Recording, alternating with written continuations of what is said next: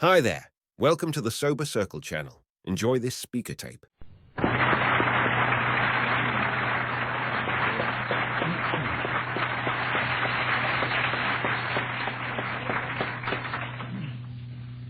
Thank you, Joe. My name is Julian Bauserman, and I'm an alcoholic. Hi, Julian. I sure am anxious to hear what I got to say after that.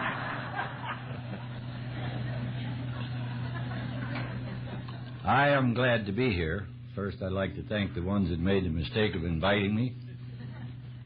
I was here once before, and I know you must have enjoyed it because you invited me back. That was 15 years ago. But I am glad to be here. And right now, I'd like to say anything I say is my own opinion. And I'd also like to reserve the right to change my mind right after the meeting if you want to argue about it.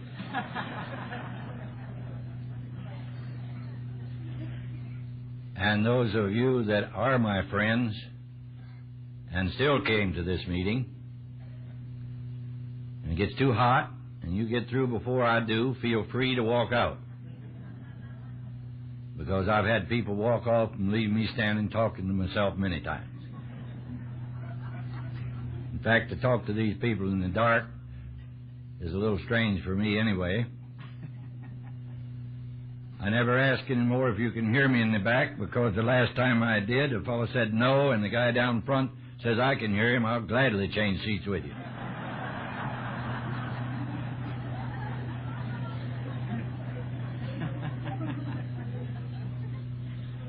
You can already tell I'm a Virginia hillbilly. I drink whiskey way back. And a lot of the people when I talk to that know you and know your story, and I can't change mine unless I get drunk, and I don't want to do that, you'll hear the same thing you've heard before. I have often said I drink a long time. You can tell by looking at me I've been somewhere a long time. I did dress up tonight, put on a tie, and this is supposed to be pretty. I don't know what you think of it. I'm not going to tell you what I do.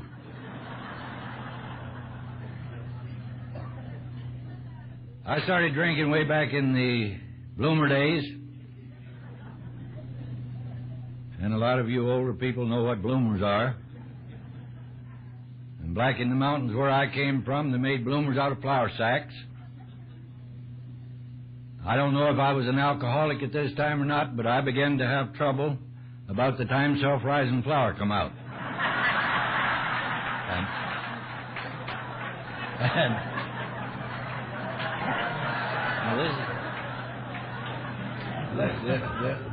this is no story. This is the truth. Many of the things that happened to me, a lot of people think that I'm telling them a story. I mean, it really didn't. But I came from way back in the woods where we had a one-room school, and I did go a little while. And actually, for you, those of you that never went to a school back in the mountains, we were really further advanced than many of you colleges are today. By that I mean we had, back in them days, they taught sex, only we called it recess. I mean, they're still arguing about this in some place.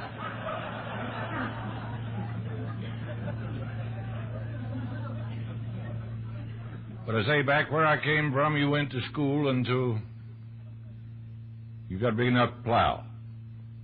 You didn't graduate. In fact, you don't know for sure whether the teacher graduated or not. But I was going to school, and I was getting up pretty good age, and got a pretty good-looking school teacher. And I was looking her over like some of the new members look over this program and say it's fine for the other people, but not for them. And one evening coming home from school,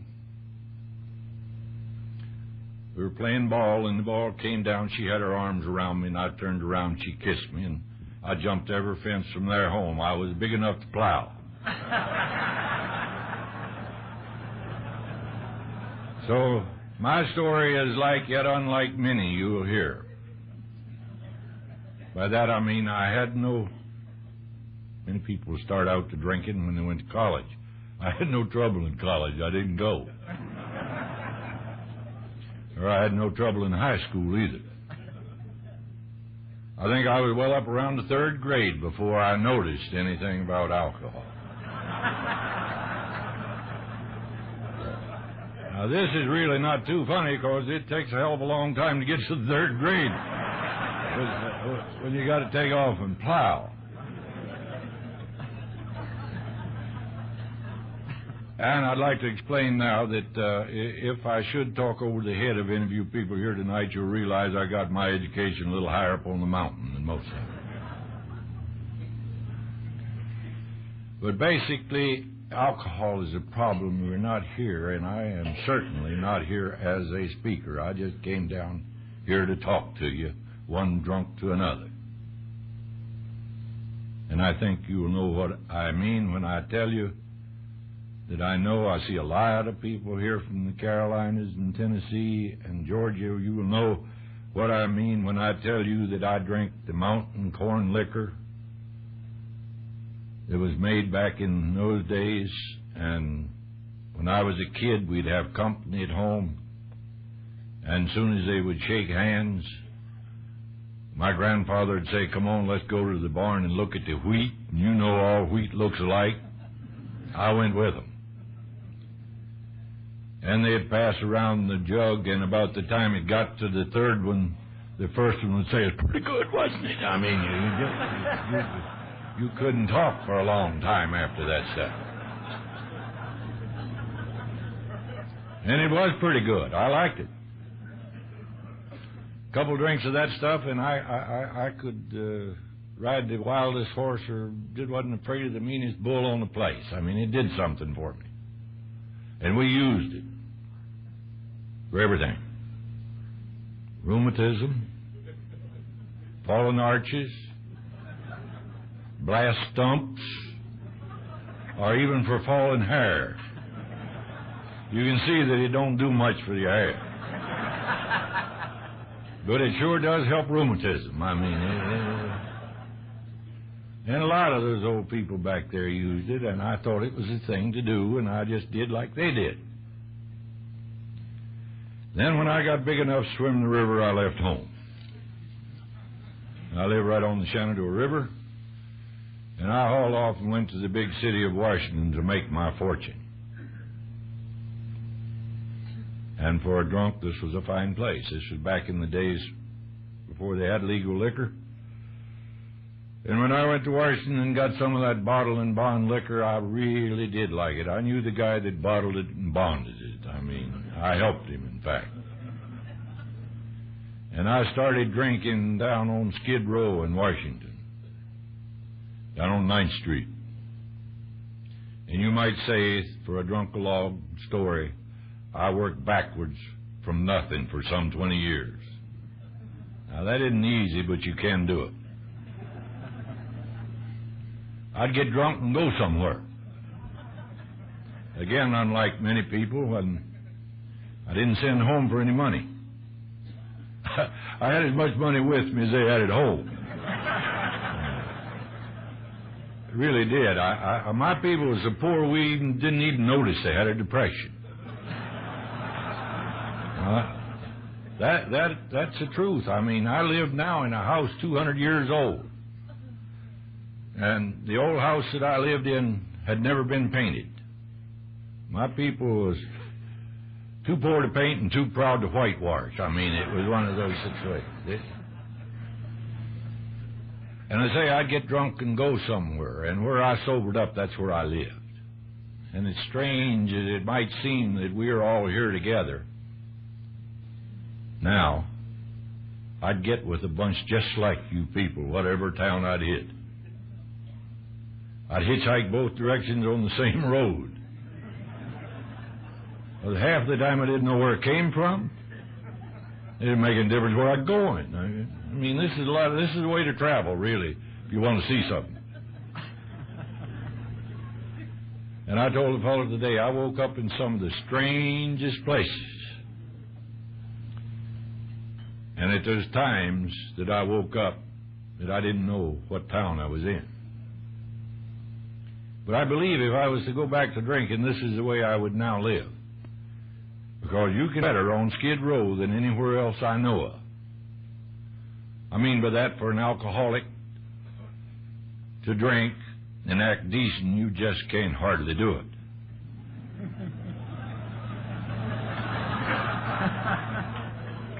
I tried it. And today's times, I wouldn't have to worry about the only thing I had to worry about then, and I had a phobia about panhandling barefooted. No kidding. You get up and you wake up and you didn't have any shoes, you'd have to look for some until I just hated to panhandle barefooted. It just didn't look nice. Today, I think it would be all right. I mean, and I had long hair before it was very popular. So I say, it's about the same things happened to me that happened to everybody else. I roamed around. I didn't know where I was going, what I was doing. I was like an old uncle of mine that got drunk. He come in one morning dragging a rope and said he didn't know whether he'd found a rope or lost a mule. And that's the way I was living. But I was having that so-called alcoholic fun. I really was. I thought for a while that I drank, that I had a weak stomach, and all until I went down that river, at Potomac River from Washington on a boat one time. And we couldn't get in when we got to Norfolk, and we was laying outside there, and it was rough. And, of course, all of them was hanging over the rail, and I didn't notice it was rough. I was hanging over the rail, as usual, in the morning. And one old lady come by, she says, "What's the matter, son? You got a weak stomach?" I said, "No, I'm throwing it just as far as any of them."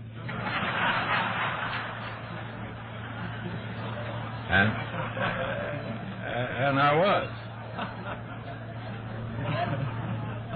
I didn't know what she meant, of course.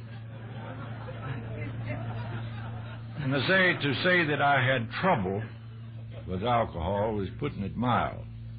I got some notes. You know, it's strange. I can't read these things, but I put them down sometime. My wife says you sometime don't read them. Anyway, what do you care them for? I got my wife with me. I'm glad she stayed with me. Taking her to one of these things kind of like going hunting with the game warden, but she's here.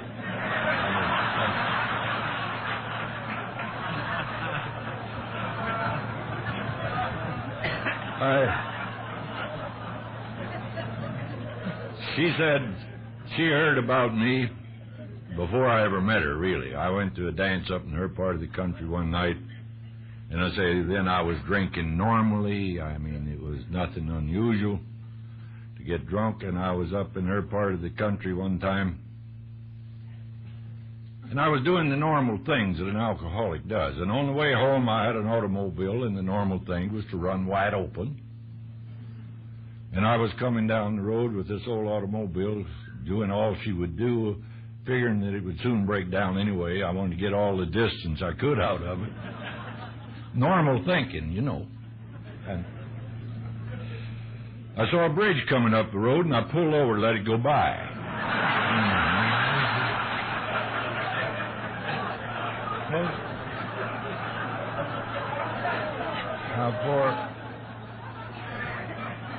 Well, I really did. I mean, well, I thought for a drunk this was pretty smart. Most of them would run into it. But I did things like that, and I did it normally. I mean, thinking I was doing all right. I've often told people, and it's the truth, I used to save up liquor, and I never did save up enough to get all the way through a drunk. But I'd save it up to go hunting in the fall of the year. I'd go back home. I was a great deer hunter. I've been all my life. Never shot a deer in my life. You'd think as much as I laid out in the woods drunk, one would have laid down by me and died. But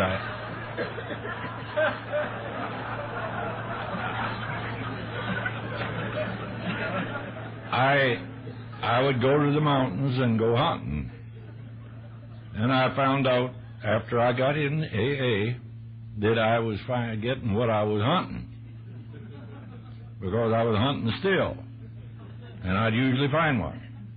I remember an old boy I found one morning about 9 o'clock. I was getting pretty sick, and he was running off a little batch, and I got there and took a drink, and it was awful stuff, and I was awful sick, and it didn't stay where I wanted it, and I sat down on the log and was gagging and holding my eyes and sat there a few minutes, and he says, "Now try her, it's got some age on it."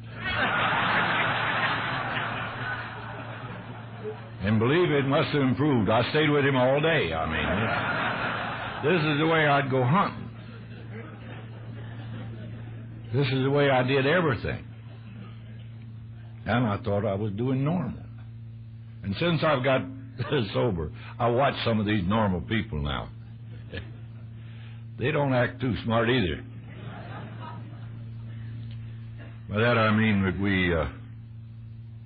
I notice strange things amongst people. Such as, and you've had it happen at home, somebody running around the house looking for the car keys and say it'd be the last place I look. It'd be smart to go looking for them after you found them, wouldn't it? I mean, but a lot of people do this.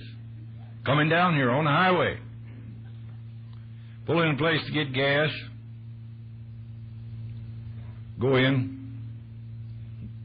A lot of times, cash register's open, safe sitting wide open, toilet locked. You check on this. This is the truth. You try it. If you don't know what I mean, you pull into one in a big hurry and run around the toilet before you get the key. You know. But these are normal people. Like I said, I often say and still do, if I get sick, I most surely want a doctor. If there's any here, all due respect to them, but they never seem to do me much good. And I tell them one of the reasons I guess I didn't, I was lived in a house where a bunch of students lived. One of our old doctors up home treated the fellow for 2 years for yellow jaundice before he found out he was a Chinaman. I mean, things like that kind of discourage you when you get sick.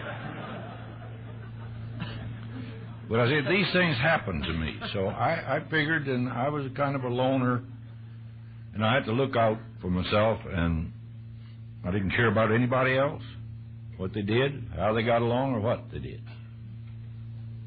I didn't care any more than I did about, like, the old boy up home that come by my brother's house one day, and he upset a load of hay right out in front of the house. My brother went out and said, "Come on in." He said, "What do you mean?" He said, "Well, I got to go. The old man will raise hell." He said, "No." I said, "Come on in and eat dinner." He went in and eat. Sit there a while. He says, "I better go." Said, "The old man's going to raise hell." He smoked a while and said, "I got to go." Said, the old man really. He said, "Where is that this old man's going to do?" I said, "He's out there under that load of hay." And that's the way I lived. I don't know how to tell a new person, and these are the people I like to talk to, the new people in AA. The old-timers can tell them what I said was wrong, and then they get 2 meetings out of this. Like this meeting they're going to have tomorrow at 10 o'clock. That's for you chairmen and speakers to learn to do, not to do what I do tonight. I guess that's what it's for. They never said nothing to me. So, if you're new and wondering about being an alcoholic, one of my hang-ups when I first came in was why I was an alcoholic if I wasn't drinking. I mean, I had the measles and got over them. They didn't call me measly. I mean...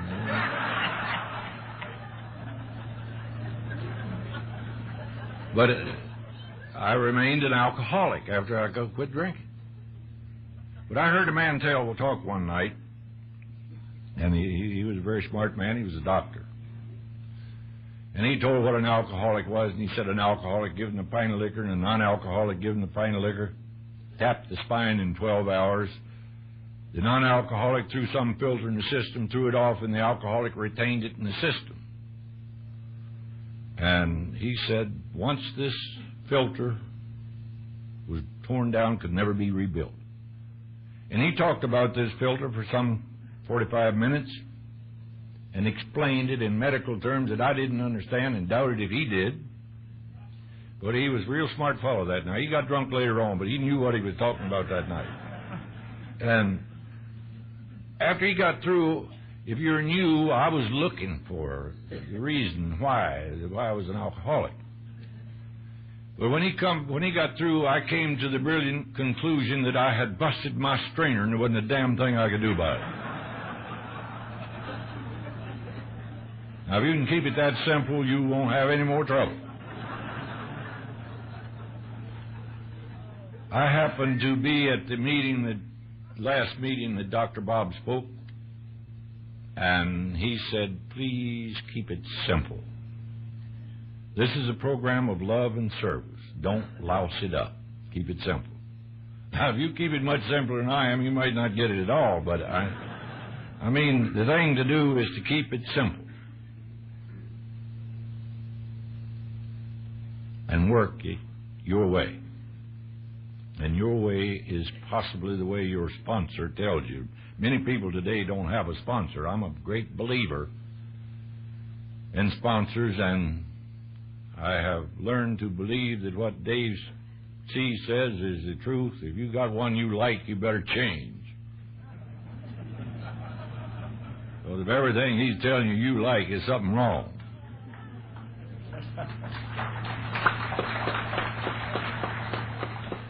I think that we need more than one sponsor. I have more than one. Everybody's my sponsor.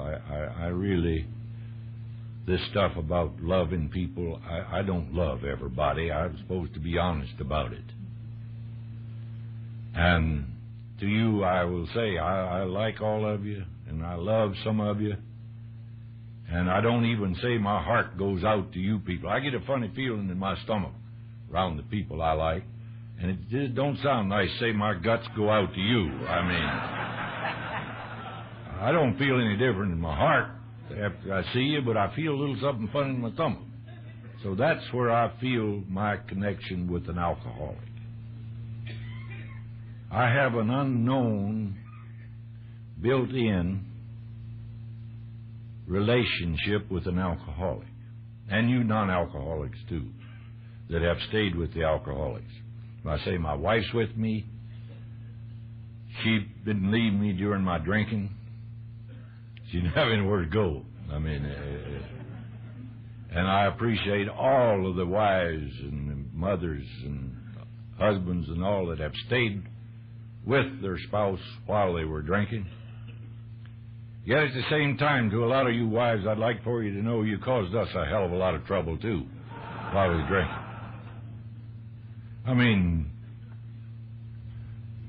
my wife says when I was getting better, after about 3 days of no drinking, I'd begin to think I was going to live. I'd come out and lay down in the living room. And she would come in and start that damn carpet sweeper. Now, this is being cruel to a man, laying at death's door. I mean, and incidentally, if there's any psychiatrist here tonight, I got 9 grandchildren. 6 of them's afraid of a carpet sweeper.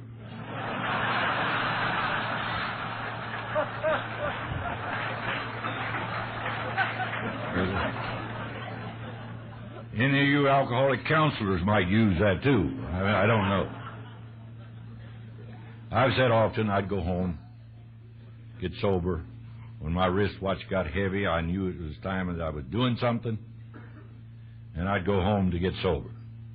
I'd go back in the mountains where I should have stayed in the first place. I had absolutely no business leaving there. After some 10 or 15 years of this drinking and all, I could see I wasn't going to amount to anything. So I'd go back home to sober up and talk about getting sick. Some of you people that arrive at AA now don't really know what getting sick is. or what sobering up is. We have some very sophisticated and wonderful hospitals and nice places to get sober now. I got a nice place up there on the farm that you can get sober. Lay down there on a rock and drink spring water for 3 days, and that'll do it. You can get off of that rock in 3 to 5 days, and you'll be just as sober as you can get in the hospital. And your sobriety might last just about as long, because that's a hard way to get sober. I'd go home and say, and I was so sick I couldn't stand it. My mother used to think if you'd come to the table, you was doing good, and if I got to the table, I was doing good. But I was afraid not to eat, afraid she'd think I was going to die, and I'd eat. Of course, I'd eat something and throw up easy. I knew what was going to happen, and I'd run as soon as I would eat my dinner, and I'd run out. And after I was home about 3 days, when I'd come out the house, the chickens would follow me. Now this sounds funny, but this was embarrassing, I mean. So if there's any of you new people that think you drinking a little and getting by with it, don't kid yourself. Back in the country, back there in the woods, even the hogs and chickens knew when you was drunk. In order to get to be an old hog or an old chicken, you had to know, because I had a brother who would sell anything he could catch when he got drunk. He'd catch a hog and butcher and take it to town, sell lamb chops, pork chops, anything you wanted off the same hog. This is the way alcoholics operate. I don't know what happened. I put up with this as long as I could, and other people had begun not to put up with me. I was drinking and sobering up that way until I didn't have money enough to go to one of these places to get sober. I mean, it was a matter, if I had 75 cents left, I knew what would cure me. But I got so I couldn't drink, and I couldn't sober up, and I couldn't walk, and I couldn't crawl. I mean, I never, my wife said I didn't stagger around much drunk, and I didn't realize until it had closed meeting not long ago that I really didn't stagger around drunk, but I done a lot of drinking laying down. You can't stagger much laying down. But I would try to walk off these drunks, and you have done the same thing possibly, and I got to the point I couldn't walk by a rock without looking under it. And it's awful rocky up there where I live. And I noticed other people wasn't doing this. I mean, it got to worrying me. And when it got to worrying me, I thought I'd better do something. And like Joe said, I went to the doctor, and he told me that he didn't know what it was, but there's a bunch of drunks getting together, and they were doing something, and I better get down there and do it. So I went to this alcoholic friend of mine, and I called to him. He wanted to come out the house. I didn't want him to come to the house, because if he was talking the way I didn't want to hear, he might not leave, and if I went to his house, I could leave. And he was a full-blooded Scotchman, and he talks just like he did when he come out from under the bridge in Thames River in Scotland. And I talked mountain talk, and we didn't understand one another. And I listened till nearly midnight, and I had to go back to find out what it was all about. And I didn't grasp a whole lot real quick.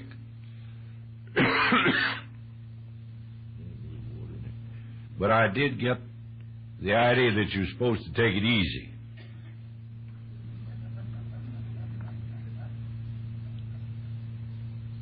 And I was pretty adept at that. I learned how to take it easy. I got into this program, and I practiced taking it easy. A lot of the things that I did, I don't advise you doing. A lot of women have told me, wish you'd have kept your mouth shut. My husband was no good to start with, and after listening to you, he got worse.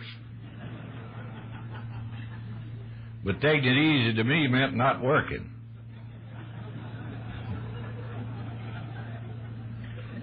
And I'm a little allergic to work, still am. I don't even like to work the program. I like to let it. And that's what you got to do. You'd work at it too hard, so I have to let it. But after I got into AA, I heard a fellow say when I come in the lobby up here, said, there he is making arrangements. I made some arrangements, and I had a few fellows working for me. And this is possibly one of the reasons I learned how to take it easy. I had some men working, and one morning before breakfast, one of the painters called up and said he'd be late. When a painter's late, he's drunk. You don't have to worry about that.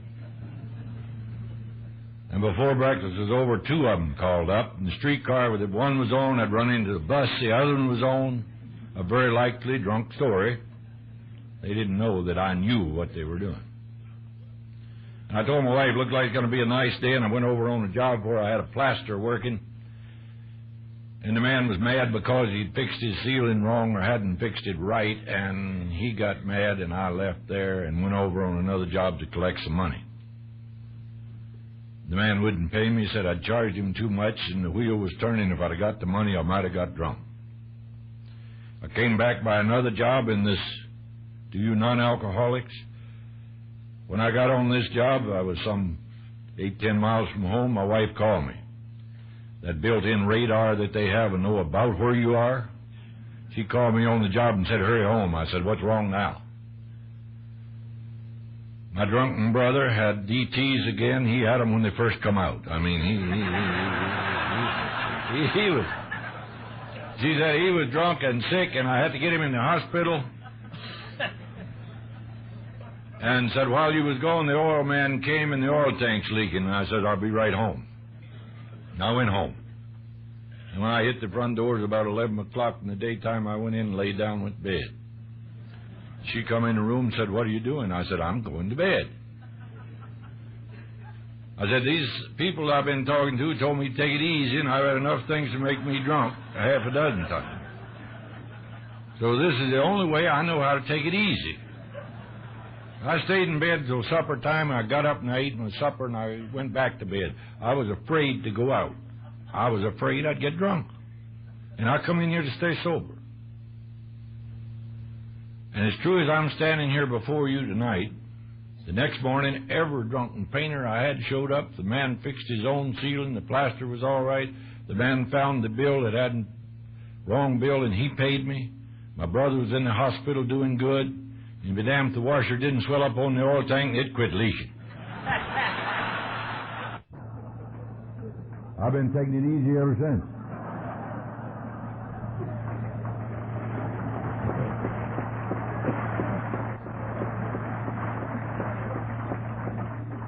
There hasn't much happened financially since that, but I maintain I have learned how to live. This is harder than making a living. When you're at peace with yourself and your fellow man and your God as you understand him, that's when you begin living. Don't wait for any utopia. It isn't next week or next month. It's today. I often tell them, while you're alive, live a life of clover, because when you're dead all over. I mean, enjoy it. Don't work hard for 11 months and take 30 days off. You can't live that way. I have learned how to live happily every day with what I have. I don't have everything I want. I have everything I need. My wife works sometimes. That helps. But I say this in real, sincere honesty. I say some things sometime up here that I afterwards I think about them, and they do me good. That's what it's speaking for anyway. It don't help you a bit. It helps me. I was working. I had this little store one time that I was very successful with. I mean, successful. I opened it and I ran it for 10 or 15 years and never made a dime. Well, when I say successful, the people 3 blocks from where I run the store took in thousands and thousands of dollars. It's a heck clothing store and all the things that go with a department store. Some of them poor people have to stay there till midnight to count the money. I could close at 4 o'clock and be in bed 2 minutes after 4. Well, now this is what they was working for. A lifetime of hard work so they could retire. Hell, I could retire any time of day I wanted to. But this is real. When I tell you I say things, I was fixing to go fishing one day. I closed the store at noon. My wife said, that's a fine way to run a store. I said, I'm running this one. It runs me. We'll close it. And we did. Well, I come by and I said, how about going fishing with me? He says, I can't go. I said, why can't you go? He says, I got to work. I said, why you got to work? He said, I'm broke. I said, how long have you been on this job? He said, 4 years. I said, hell, you could have gone fishing 4 years ago and just got back and been as well off as I am. And you know, you think that over, it's the truth. All of this hard work that you do to enjoy later on just might not do it. If you're sober and love your work, fine. I hear people say this. I think they'll lie about other things too. But be careful you don't lose the things that money can't buy by making money. There's a whole lot of this program that you can't buy.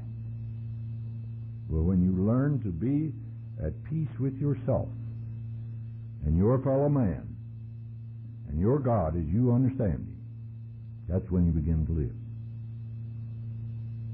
Now, I think a little prayer helps everybody get over anything. Of course, this is only my opinion. But I found that when I came to AA, I didn't go to church. I lived about 3 stills from the closest church in the mountain. I didn't get there. And when I got there, they was preaching wrong.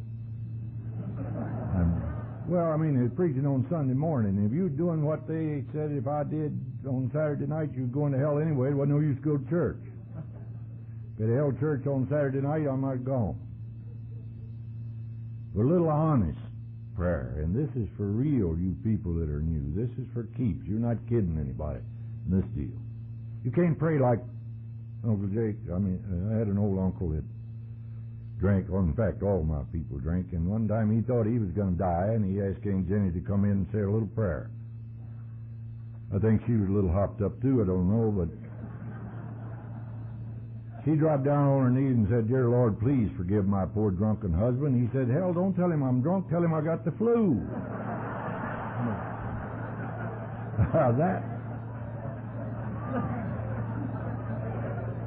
That ain't going to do it. But a little honest prayer will do the job. I don't know how to tell you to do this. I don't know how to tell you about my higher power even. I have a feeling that when I try to help another alcoholic, whether I help him, whether I don't, I have a feeling between me and something that is not a human being. I have a kindred feeling of something, and this is my higher power. What yours might be, I don't know, or how you do it. So I'm not here to try to tell you how to get any spiritual lift from this program. If you didn't bring it in here with you, I can't tell you about it. But I'm as sure as there are people here, you brought a lot of it with you, and I see a lot of it in your faces out there. And I don't try to tell you like the old boy up home. He went to church one morning, and he may have been a little hungover, I don't know. Preacher preached a very fine sermon. When he got through, he said, "All of you want to go to heaven, stand up." And they all got up except this old boy and said, "Don't you want to go to heaven?" He said, "Yes, when I die," but said, "I thought you were getting up a load to go right now." So I don't go into this thing. This is not my business. I know how to stay sober, and that is not drink. Now, this may sound a little stupid to you if you're new, but you try getting drunk without drinking. I don't know how to tell you to do this. It's up to you. This is kind of a do-it-yourself program with a little guidance. But you've got to do something. You can't just expect to go to a meeting, not do anything. I tell a story a lot of times that explains it. I don't have the vocabulary to lay this out in long words so you can't understand it. So I tell it to you so you might remember it. In other words, there's A fellow went on a trip one time, and he took his secretary with him, and many of you traveling men might understand this. Hope your wife don't. And they got to this hotel, and they only had one room, and he told his secretary, he said, look, you've been my secretary a long time, all right, if we just get one room? She said, yeah, it's okay. So they got one room, they hung up some comforters or covers in between the beds, and went to bed, and she said, I'm cold. And he got up and shut the window, got back in his own bed. She said, I'm still cold. He said, there's some cover over there on the chair, and she, yes, I know there is, but I'm still cold. He said, well, let's play like we're married. She says, all right. He says, well, get up and get your own damn cover.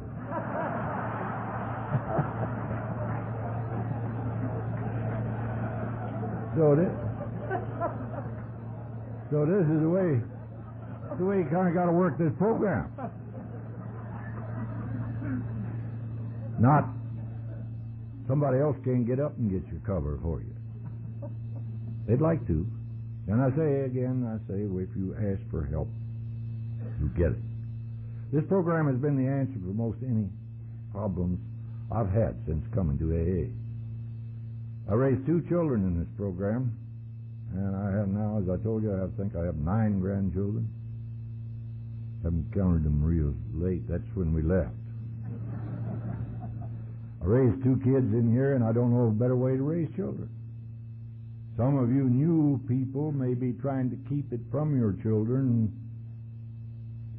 that you were belonging to AA. This too's all right if this is the way you want to do it. But my boy was about 5 years old, and we were sitting at the table one morning for breakfast, and my wife told me about a man who pulled up next door. He was drunk, and he stayed there until daylight, and my boy was listening to this conversation.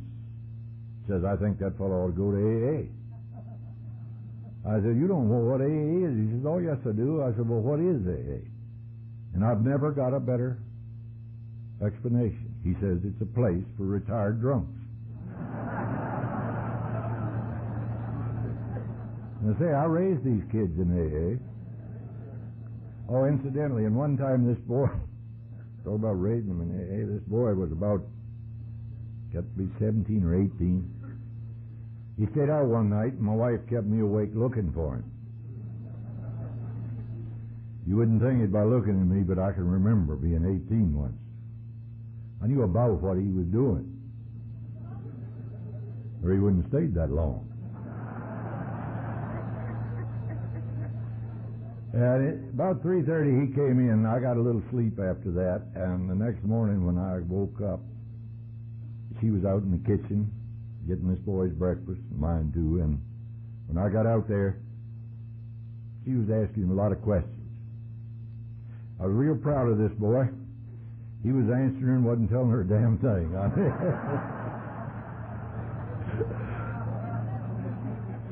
When she got through, she said, aren't you going to say anything? I said, I'll straighten it all out. Just take it easy. And he looked at me kind of funny because this boy had listened to me.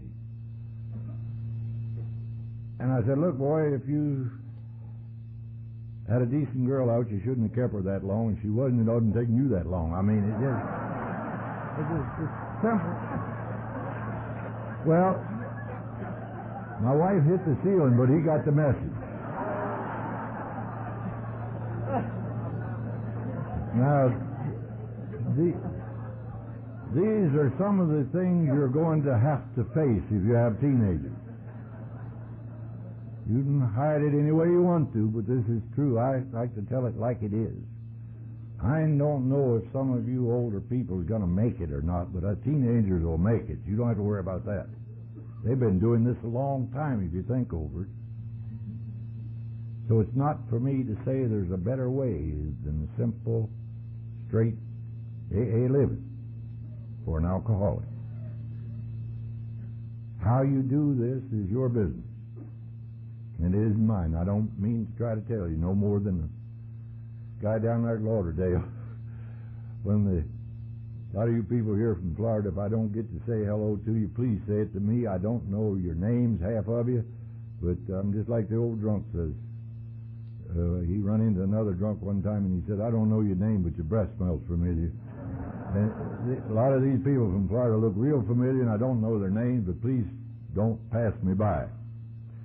And I say, you got to do this program and do the things that raise children and run your job and the whole thing. Like I started to tell you about the sand washed up on the beach down there, and they were pulling these cars out. It was quite a few years ago when that big tidal wave or something hit here, and there's one fellow going down the road dragging a chain from one car to another, and the fellow said, "What are you doing dragging that chain?" He said, "You ever try pushing one of these things?" And I remembered that for a long time. You got to do it the way you know how. How you run your program, how you do it, is your business. But again, I think learn how to take it easy is important. Don't overwork. Being overworked and tired, driving too long. A bunch of you alcoholics are here that it's the one thing we all have in common. We either overdo or do nothing. You'll start home and your wife will raise hell to pull in a filling station. You probably won't make it until she hollers at you. You go as long as you can go, drive as long as you can, work as late as you can, and overdo or do nothing. This is one of the things we have wrong with us. I have learned how to take it easy.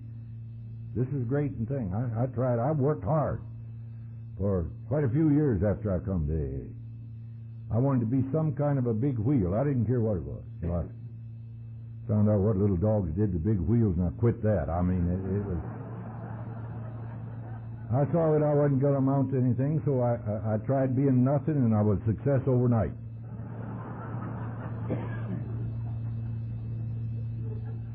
You have a place to sleep, something to eat, and a God of your understanding, you as wealthy as you can get. I've seen a lot of people come in here and make a lot of money and get in a terrible bad shape over it. I'd like to try that sickness once, but it just didn't happen. So I had to take what I could get out of this thing.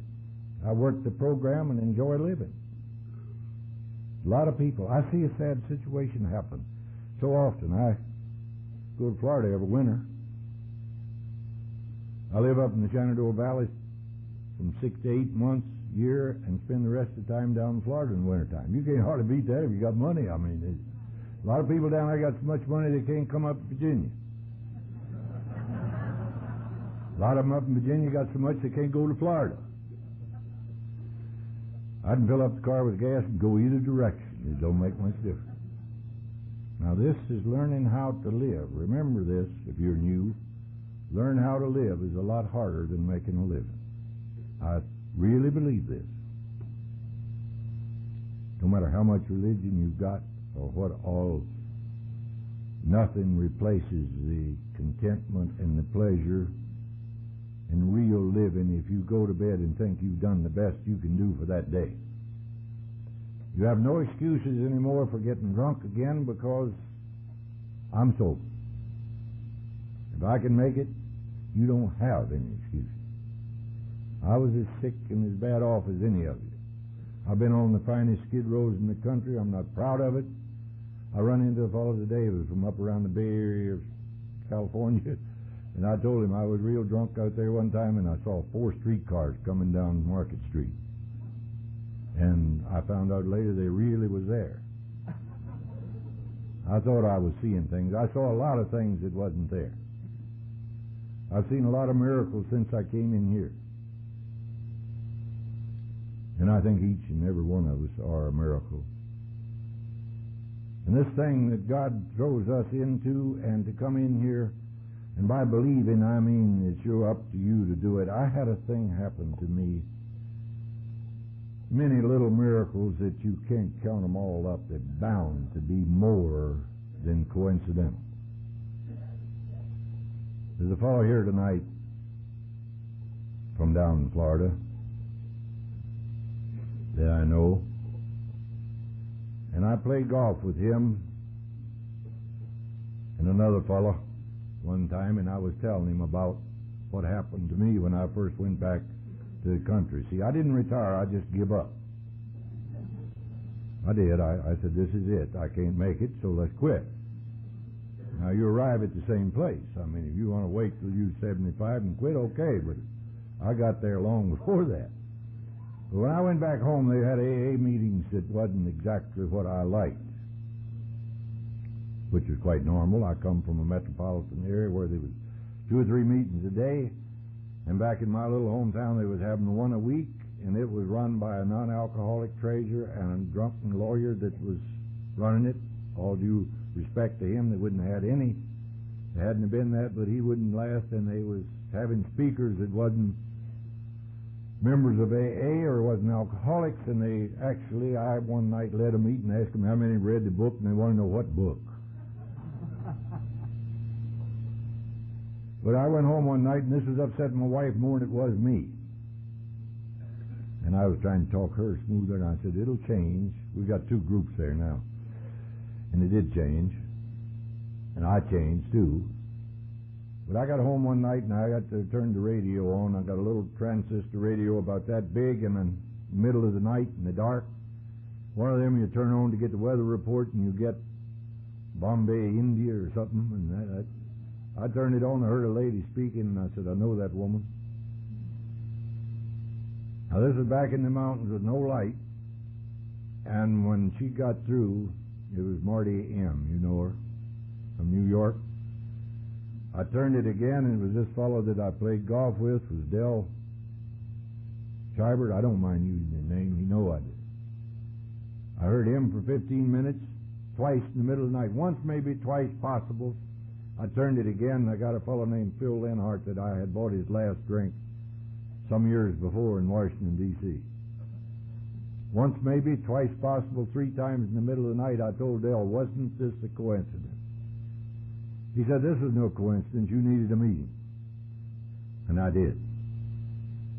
And for the new man, the smartest thing I think I ever heard from this group was an old fellow back in the mountain that told me, he said, if you ever see me and I tell you I don't need a meeting, for God's sake, take me. That's how important I think it is to go to meetings.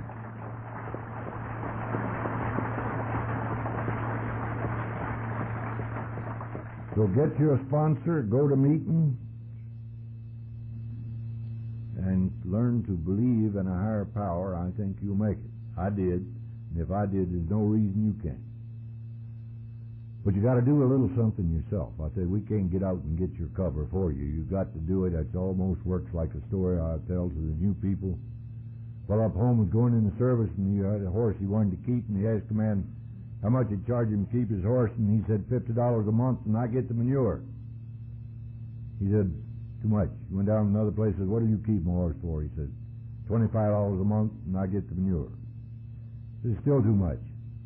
He went on down and he pulled into an old ramshackly place and said, what do you keep my horse for? He said, $10 a month. He said, who gets the manure? He said, $10 a month, there won't be any.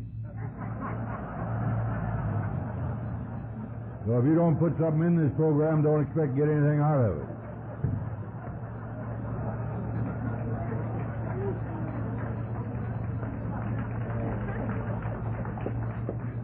So do something, I don't care what it is, and don't drink and it'll work.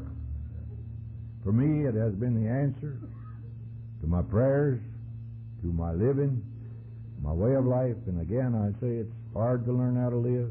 Once you do it, it's easy. I think this is the greatest place in the world. In those 12 steps lies the answer to all the problems that will come along. If you don't get it out of those 12 steps, ask any one of these 3,000 or so people here. They'll tell you how it works. I can't tell you. All I can tell you is that it works for me and I stay happy. And it's just been so good. I'd love to have all night to tell you, but I know some of you are wondering now when I'm going to stop, and this is about it. I appreciate you all staying all of this time, as warm as it is. And I appreciate the people asking me to come here. And I'd love to talk to any of you old friends that I have forgot your name. I'm a little weak in the head, as you know by now. If you think I'm a little wacky, leave me alone. I really enjoy it this way. It don't hurt. I don't have to comb my hair or to look pretty for you or anything. The program to me still goes back and still is like my old story of the old man back in the mountain that bought him a fiddle with one string, and he played it all day long. See-saw, see-saw, and his wife about to go crazy, and she says, I don't get it. Says, most people run the hand up and down the neck of that thing. He said, yeah, I know they do. They're looking for something. I've found what I want. Thank you.